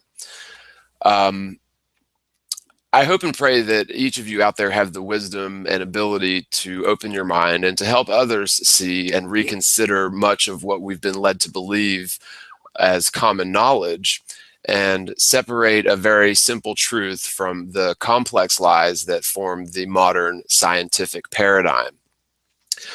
Whether you believe the Bible is an inspired writing or merely an ancient documentation of the overactive imaginations of scientifically illiterate people from a few thousand years ago is genuinely irrelevant. Over the last several generations, at least, all people of the modern world have indeed been defrauded into believing a preposterous fallacy, which is nothing more than theoretical fantasy founded upon misguided assumption, ignorance, and arrogance, yet is taught in all levels of education as factual. The Bible was correct at least in the regard that the entire world would be deceived, and that the world is fixed and immovable, and even the very elect would be deceived if that is even possible. Regardless of your education, religious background, or social preferences, this total deception affects us all and shrouds the most important fundamental certitude you could possibly imagine. In fact, the truth is so well hidden, our modern culture has conditioned people into perpetuating the Great Deception instantly and autonomously. Once you come to fully realize the truth deep in your gut and understand exactly what the Great Deception is, most people feel an ominous emotion coupled with anger and possibly a comical sense of irony, but most importantly, a need to share the truth with your friends and your family and anyone else who wants to hear it, although most people do not want to hear it. If you're still in the stage of this transition into truth where you're not 100% sure if this is a joke or if this is actually true, or if this is your first time considering this topic seriously, your skepticism and uncertainty is certainly healthy and normal. Let me first state that I was extremely skeptical about this for several months, to the point to where I refused to even consider the topic, which is indeed typical. It's the normal reaction that we all experience. When I finally decided to look into this topic with plans to debunk it, the process to fully realize the truth took me about a week, with very little sleep during that time frame.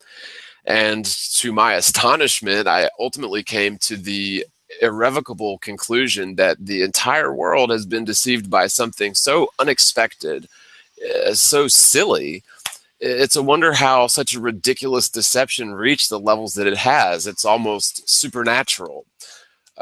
This goes far beyond modern conspiracies like 9/11 or the so-called Boston bombing, because this deception affects every man, woman, and child living, and all who will live in the future, unless we're able to stop this once and for all, which will take a major effort from everyone who is now awake to the truth. And no, we're not talking about aliens from other galaxies. The stationary plane Earth has been my main focus of research for the last 15 months. And I've personally dedicated many hundreds, probably thousands of hours into pursuing evidence to support the idea that our world is a planet, you know, a spinning sphere in the void of outer space, as it were. And I can't find any such evidence to support that theory. There are thousands of serious researchers and scientists doing the same thing all over the world. And a small segment of the world population has likely been aware of this truth for a long time, although it is apparently one of these secret societies, or Freemasonries, if you will, biggest secrets.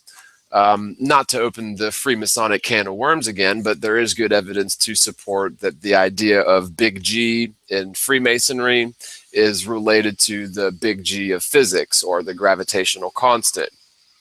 For those of you who don't know, the gravitational constant was discovered by a dead dude named Cavendish, Astronomer Royal, who's most famous for weighing the Earth by hanging several very heavy lead balls in his tool shed to deduce their gravitational pull, if you can believe that. Now, I describe Cavendish as a dead dude because his story is a little bit bizarre and questionable.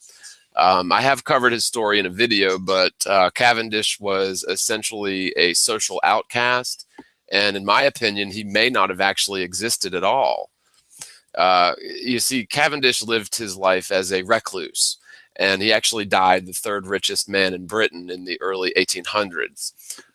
He avoided contact with all people except for members of his secret boys club with, you know, their secret handshakes and occult agendas. But anyways, whether he existed or not, Cavendish was an effective Trojan horse of sorts for the so-called gravitational constant. History alleges that Cavendish was an introverted genius who kept all his scientific discoveries locked away, completely secret from his chums at the Royal Boys Club, whom he was apparently so fond of. Cavendish never published any of his alleged groundbreaking scientific discoveries, never published anything really significant, including the infamous lead ball experiment, which was a farce, in case you were wondering. Keep in mind, all of the contemporaneous members of his royal clique were renowned for one discovery or invention or theoretical hyperbole or another, all except Cavendish. So after Cavendish died, they allegedly scoured through his journals and found that he was apparently far ahead of his cohorts in terms of scientific advancement, and had described scientific and mathematical principles that they had been credited with discovering prior to his death. Now, without going into too much detail, it appears to me that they threw the dirty water in with the baby, if you catch my drift. They sort of allowed Cavendish's Trojan horse, his supposed weighing of the Earth, into the scientific record, along with all of his sort of contemporaneous Astronomer Royal clique, all of their work. And we still use the hypothetical gravitational constant to this day, more or less. It's changed very slightly since Cavendish's original estimation. Now, keep in mind, he claimed to have weighed the Earth by hanging a few lead balls in his tool shed, purporting that the lead balls were generating gravity, and that he could measure this elusive gravity, which has never been done before or since. This whole scenario is, of course, ridiculous, because nowhere else in nature will you find even an enormous, dense object show any signs of, you know, generating a gravitational pull. Yet Cavendish was somehow able to convince his lead balls to demonstrate gravitational pull, and subsequently claimed to have weighed the Earth using this preposterous experiment. Now, although he had attended the University of Cambridge in St. Peter's College, known as Peterhouse, he dropped out 3 years later in 1751 without earning any sort of degree.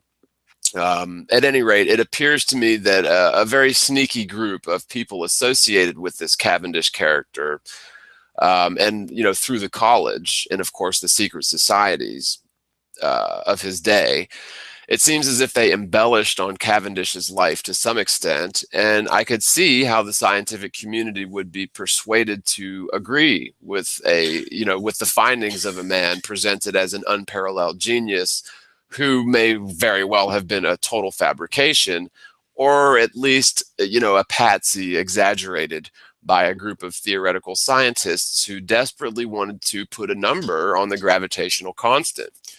And just to give the textbook explanation for the gravitational constant, it's symbolized by big G, is a physical constant that appears in the equation for Newton's law of gravitation. Isaac Newton claims to have quantified the behavior of the force of gravity. He hypothesized that the gravitational force between two objects is proportional to the product of their masses and inversely proportional to the square of the distance between their centers. This equation describing gravitational constant is F equals gm 1m squared over r squared. But this to me is ridiculous, because if Cavendish could produce, gravity in his tool shed by hanging balls, then why doesn't a giant skyscraper made of dense material produce any gravitational pull? Why only Cavendish's lead balls? At any rate, the topic of gravity is totally irrelevant once you come to terms with the truth that the world is a stationary plane. Gravity is a theoretical fantasy, which is only necessary if you assume that the Earth is a spinning sphere in the vacuum of space. I apologize for getting off on that tangent, but it's really important to try and understand exactly what point in history this massive series of misunderstandings turned into a deception, turned into such a strong foothold of lies that it's taught in every classroom as factual. Now, Newton was commissioned to mathematically describe how theoretical orbital mechanics were possible. So that's what he did with his famous work, the Principia, although that was all very much theoretical and was not intended to be a model of the solar system or universe. Only that's what theoretical physics has done, has sort of taken that theory and used that as the framework for our model of the universe. The only problem is, just because a premise is theoretically possible and can be described or quantified mathematically, doesn't necessarily make it true. Again, the truth is the world is a stationary plane, and the law of physics, what goes up must come down, is simply governed by the natural laws of density and buoyancy, and all matter aligns itself to this principle, and gravity has nothing to do with it. Gravity doesn't exist. And I urge all of you to take some time to research the topic of gravity, or at least watch my videos for detailed explanations covering a variety of proofs and topics which have helped, I believe, thousands of people come to terms with this reality and to free themselves of the great deception. If you didn't understand the first description I mentioned, stationary plane Earth, what I'm revealing is that the Earth is not a spinning sphere flying through outer space around the sun. In fact, the entire Big Bang theory is fallacious, along with the idea of solar systems, galaxies, and of course, the spinning spherical Earth. There's so much to cover on this topic, admittedly. So I urge everyone to give the topic an honest, skeptical scrutiny. And a great place to start is I've got a Flat Earth Proof playlist on my YouTube channel. I've also got the Earth Not a Globe series. It's a playlist. Those are a couple good starting points. I've gone into fairly great detail debunking many of the alleged proofs of the heliocentric model, as well as documented evidence supporting the fact that the Earth is a stationary plane. I created these videos to provide my honest testimonial that in all my life, I never would have imagined purporting that the accepted model of the universe and nature were terribly wrong, yet I am compelled to continue helping others come to terms with this stunning revelation. As I mentioned briefly before, in many cases, people hear the phrase flat Earth and envision a disk flying through outer space, spinning around, which is not the case at all as far as I'm concerned. We really must labor to discard the idea of infinite space and galaxies altogether, and consider the possibility that the world itself is quite possibly a limitless physical plane, and what we consider to be the universe is merely an endless expanse of mysterious lights in the sky, which we may never fully understand, and nor we may not be intended to understand. Indeed, the world itself is fixed and immovable. While the boundaries of the world might be superficial or merely psychological, only a few men throughout history have ever traveled far into the southernmost regions of the world. This short list would include U.S. Admiral Richard E. Byrd, and he was sort of wishy-washy after his excursion down there. The first reports from the U.S. military, Operation High Jump, were that the Antarctic, or the southernmost region of the world, was rich in all sorts of commodities that would be extremely attractive to the modern world. And yet, after they mapped out the Antarctic, allegedly, they more or less put up keep out signs and drafted the Antarctic and the Arctic treaties, which essentially mean that there's not to be any corporate activity or free roaming in the southernmost or northernmost regions of the world. I believe that this is because there is more land out there, and there's evidence to support that. I want to really quickly thank all of you guys for joining us today. I've gone 2 hours. It's been a real treat having Robert on. He's a really great guy, fun to talk to.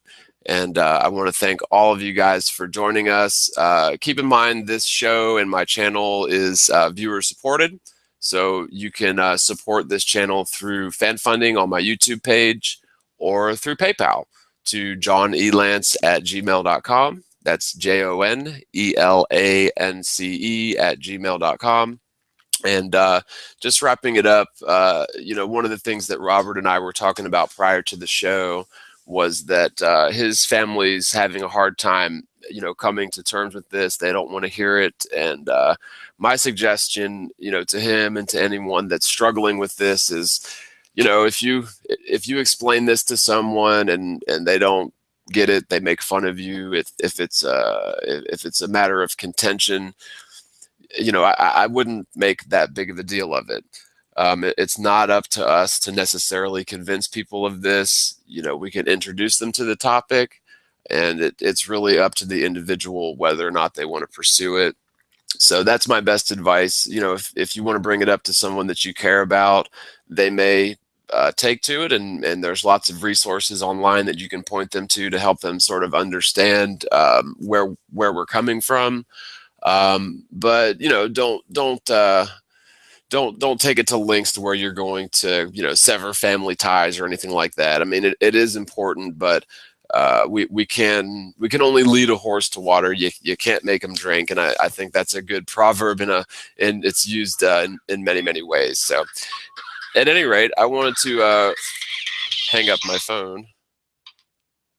I wanted to thank you guys again so much for joining us. I'll be doing another live show tomorrow with Jeranism, so definitely catch that tomorrow. That's Sunday the 31st, at 3 o'clock Eastern.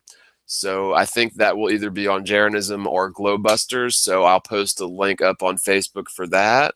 Other than that, thanks again, everyone, for joining us. We'll see you tomorrow, and we'll see you next Wednesday.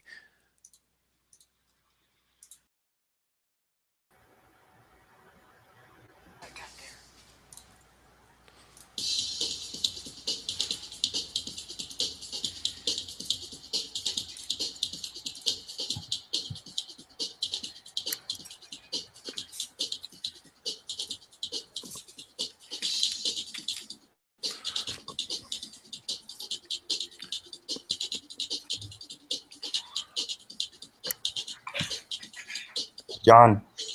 Hey, what's up, everybody? Static Plain Truth Live, Episode 5, Season 2. We got Robert Harrington, RoboShark. How you doing, bud? Glad to be here. Thank you. Awesome. Awesome. Well, we got people piling in. So hello to the live viewers, and I'll give everyone a chance to sort of pile in here. And we should have some more panel members, but just want to quickly thank everyone for joining us. What you been up to, Robert? Well, I've been out in public a bit lately talking flat Earth, and Don't you feel like Smeagol from Lord of the Rings? my precious. But no, I maybe later on in the show, but just as a preamble, real quick, there was a dude that was having a smoke break outside a pool hall that I was at with my brother, and he had a tattoo on his arm. And if we talk about it later, I'll give the full story. But basically, I recognized the tattoo, and it's not something that probably 99% of the people on the world would know, but I knew it, and it impressed him. He came over right away, shook my hand, offered me a smoke, which I declined because I chew tobacco, and I just talked to him about it, and I finally told him. I said, the Earth is flat. It didn't just like come out like that, but it was a good conversation, and you don't have those kind of conversations in public very often. I sometimes go down to the lake and I meet somebody, and you have a little bit of a conversation, but most of the time when you talk about this stuff, you admit it, it's online, it's on a hangout, or it's in comment section. But recently I had this nice conversation with this dude, older gentleman, older than me. I'm 34, and I think he was probably in his 50s or so. And he was like, wow, that's really interesting. And not only did I drop the Morgile, but I dropped Jaren. Oh, thank you. Hey, I'm promoting both of those guys. I think obviously John, the Morgile, but Yeah.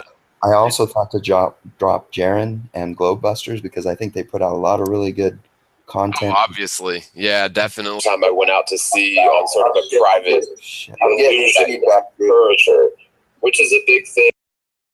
Okay. Yeah, you want to mute your YouTube player, and there we have it. Sorry about that, folks out there. Okay, but yeah, this illusion of curvature, it's a major factor in the confusion, I think, in the way we view the world. And what I was saying and then was repeated through the feedback, and I'll just say again real quick, the first time I went out to sea on sort of a private vessel was very memorable for me, because I was pretty young, and I climbed to the very highest point on it, which it seemed extremely high to an 8-year-old kid or whatever, but it was maybe 14, 16 feet, something like that. And I can remember thinking that I could see the curvature of the Earth, because what you see out there at sea, especially, it's not so much like if you're on a cruise. I've been on a couple of cruises before.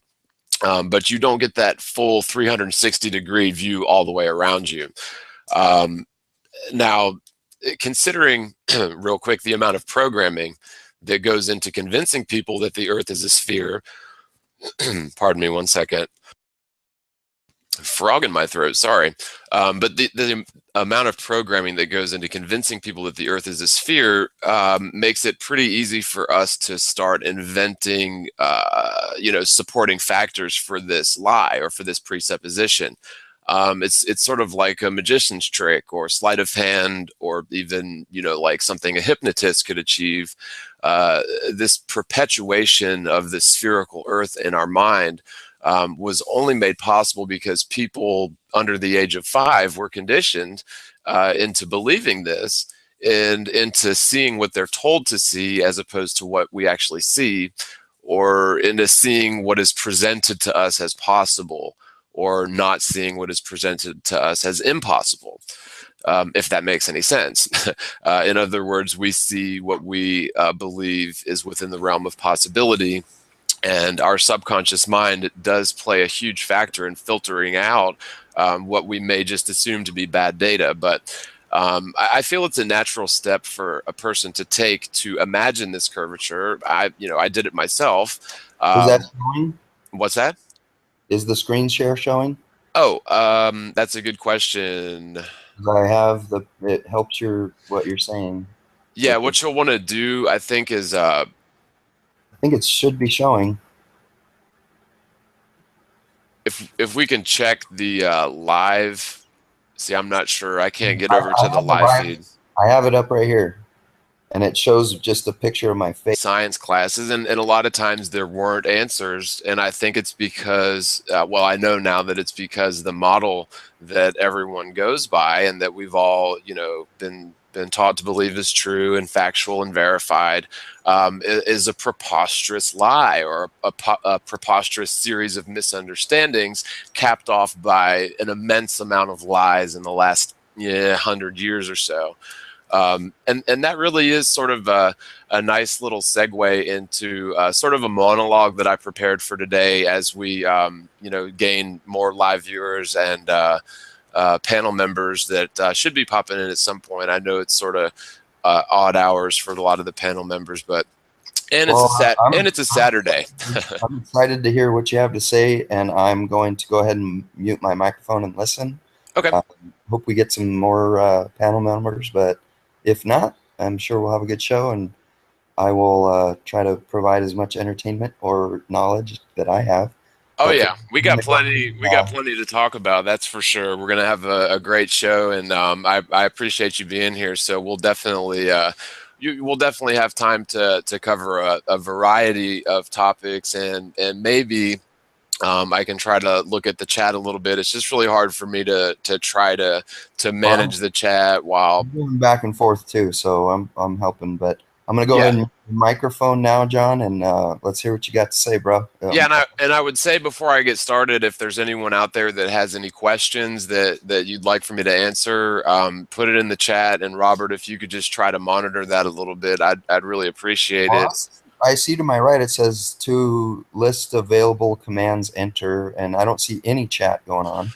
Okay, what you'll want to do is go to the actual YouTube show. So and it's the last time I did this, it was really hard to find. So I'll just go to my channel, and it says live now. And you're on the Morgao one? Yeah, it's on the main channel.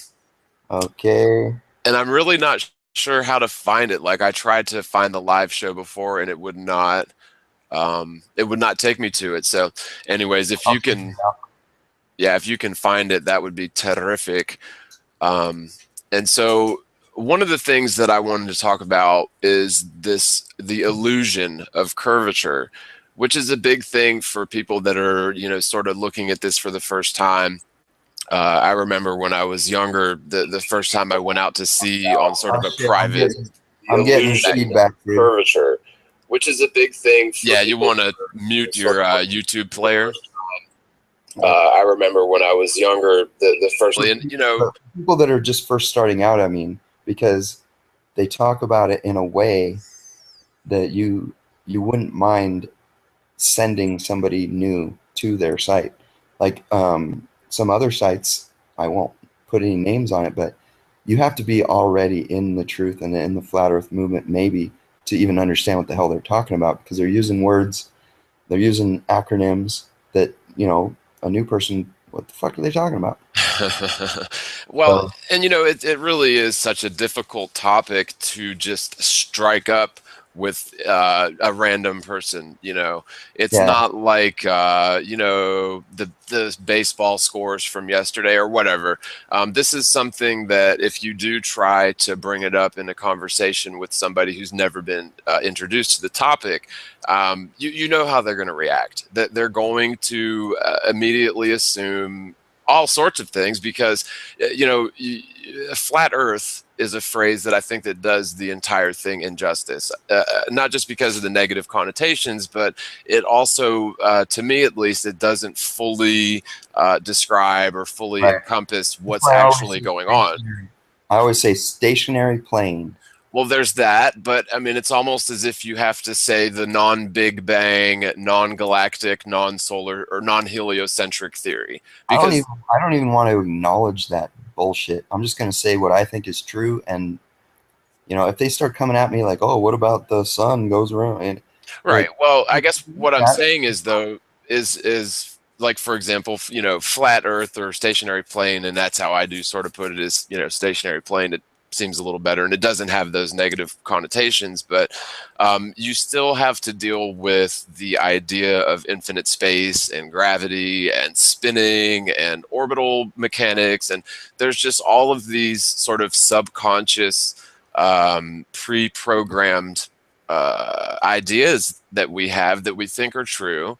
And I guess it really depends on your level of education or how interested you were in sciences. I know that I was particularly interested in pretty much all subjects in school, but I really had a fondness for the sciences in particular. And so, you know, I realize that not all people are like that. And maybe it's because they saw that the idea of, you know, accepted theoretical astrophysics, for example, is just so preposterous. It went in one ear and out the other, so to speak. Class in 10th grade. What was that? I said I got kicked out of my biology class in 10th grade. Told me to get the fuck out if you're going to talk about this no evolution theory. You know? Well, you know, I asked a lot of questions and Yes. Are you presenting? When I go to Google Hangouts, I'm presenting. Yeah, so you, like, if you click on that green arrow that says screen share. Yeah, I did that. It says at the top, you are screen sharing. Okay. Well, you should be presenting, and I apologize to those of you out there if you're unable to see the slides. Well, I'm going to go to it again here, and yeah, and it hopefully seems as if I pause my speaking for a minute, then it does present. So, anyways, hopefully y'all can see it. If not, we're still on slide 1. But okay, I'll go back to 1. Yeah, and like I said, I've been on a few cruises over the course of my life, but on a cruise ship, I don't remember seeing this illusion of curvature as I did on a private boat. Again, that's because you don't get that 360-degree view of the ocean on a cruise ship. So I think that's why I don't remember the illusion of curvature so vibrantly on cruise ships. But plus, you probably weren't looking for it either. Yeah, it's just one of those things that I guess the first time you're out at sea is probably the most memorable. And it just so happens the first time that I went out to sea, it was on a private, sort of a smaller private yacht. And that's why it was, you know, so memorable. But I do remember specifically, you know, seeing this illusion of curvature, because you are in sort of a unique position where there's nothing but sea and sky in all directions as far as the eye can see, like in all directions. And so what happens is the horizon line appears to be sort of a giant circle curving all around you in equal distances in all directions. And this really does create the illusion of curvature. Right. It's kind of like an ant that's in the middle of a circular table, flat table, and he looks out at the edges every direction, and it looks like a curve, but it's still flat. Exactly. And the atmosphere itself acts like a sort of a mirror, enveloping the observer at an equidistant circle in all directions. Furthermore, it is this reflective nature of the atmosphere at a distance which provides, I believe, the conditions necessary for rainbows. Now, I really hate to disagree or argue against other ball Earth skeptics, but there has been sort of a large wave of articles and videos purporting that rainbows are somehow proof of the glass dome in the sky.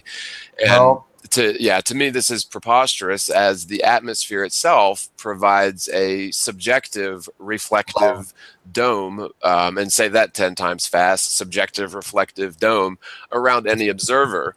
But all it is exactly that. It is just a subjective dome.